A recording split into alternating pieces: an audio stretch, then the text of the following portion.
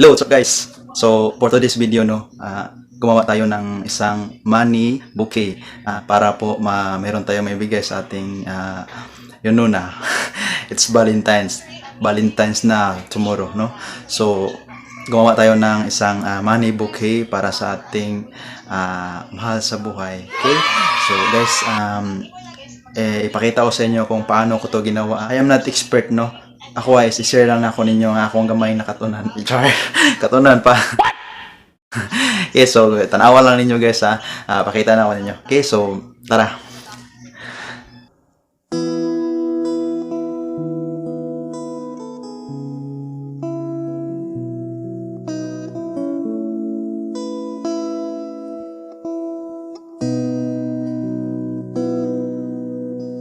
So, ayan guys, simulan na natin guys. So, ito po yung mga materials kailangan para sa paggawa ng isang money bouquet. Okay? So, of course, meron tayong bulaklak.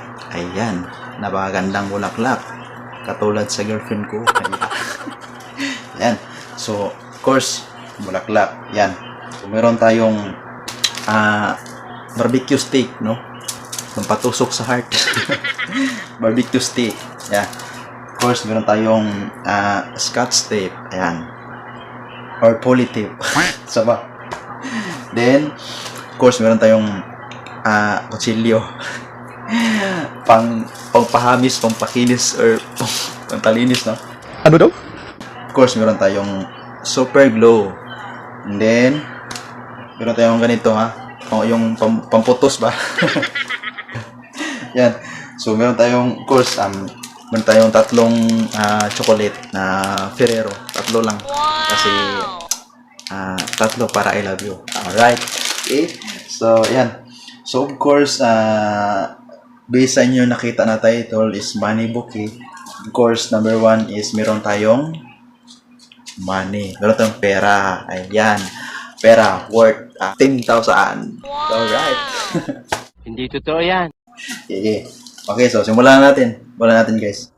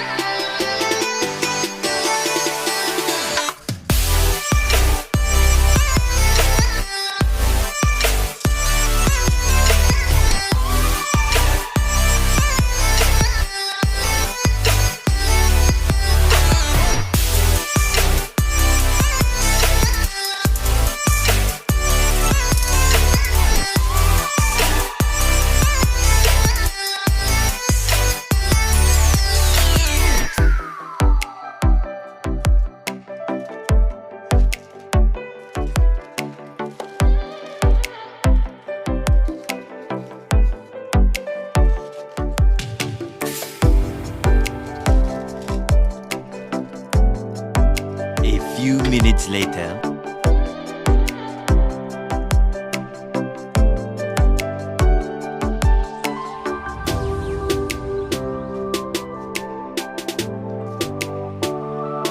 So ayan guys, finally natapos na rin, no? So ito na ating final product. Ito na ang ating money bouquet. So ready na for tomorrow, no? Ayan. Ayan guys. So simple lang, no? Ayan. So at least, no? Ayan.